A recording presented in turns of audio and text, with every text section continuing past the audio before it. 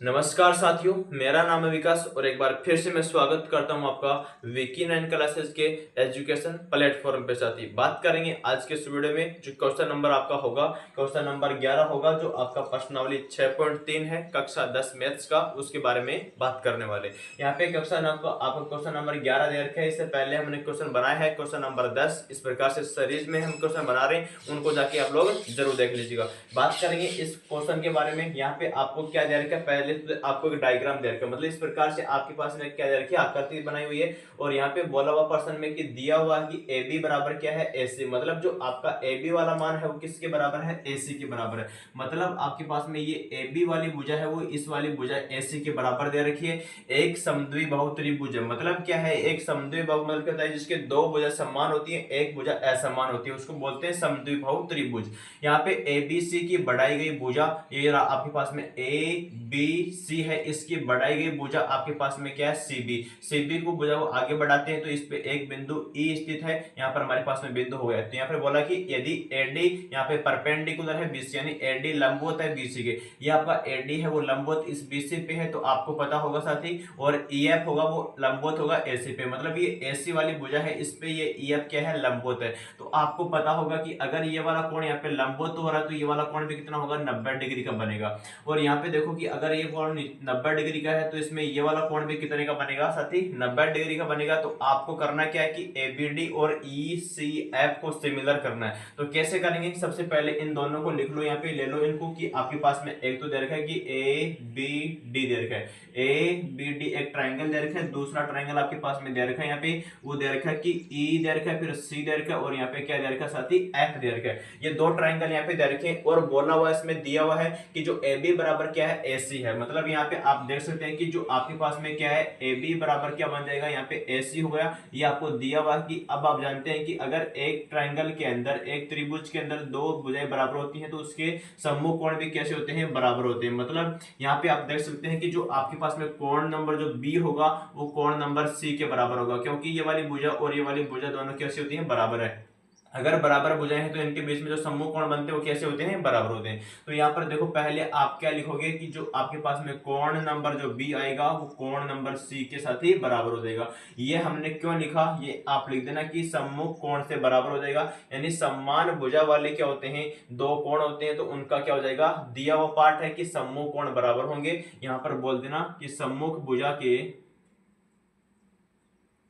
सम्मुख कोण है, ये क्या है, ये सम्मुख कोण से बराबर हो गया। क्योंकि आपको पता है कि एक ट्राइंगल होता है, समद्विबाहु ट्राइंगल है, उसमें ए बी बराबर ए सी बना दिया है। ये दिया हुआ है कि कोण बी किसके बराबर हो जाएगा, कोण सी के बराबर। क्योंकि अगर दो भुजाएं बराबर होती हैं एक ही ट्राइंगल में तो उनके सम्मुख कोण कैसे होते हैं, बराबर होते हैं। ये बात यहाँ पे आप नोट कर देना। इसके बाद में देखो कि आपको एक ट्राइंगल तो दे रखा है कि यहाँ पे दे रखा है कि ए बी डी वाला है, और एक ट्राइंगल आपको सिद्ध करना है कि ई ये रहा आपके पास में, एफ ये रहा आपके पास में, या सी आपके पास में ये रहा। तो आप देख सकते हैं कि इस वाले में ये वाला ट्राइंगल 90 डिग्री का है, और इस वाले ट्राइंगल में आपके पास में साथ ही क्या बनाया हुआ है कि देख सकते हैं कि ये वाला ट्राइंगल भी इसमें 90 डिग्री का है। तो आप क्या बनाओगे वो यहाँ पर आप लोग लिख दीजिएगा कि एक ट्राइंगल तो इसमें क्या है, 90 डिग्री का कौन सा है। यहाँ पे देखो कि आपके पास में पहले बनेगा कि ई, यहाँ पे देखो एफ, और यहाँ पे बना दो सी वाला ट्राइंगल। तो यहाँ पर क्या लिखेंगे कि ई एफ सी, और किसके बराबर होगा कि कोण नंबर, यहाँ पे देखो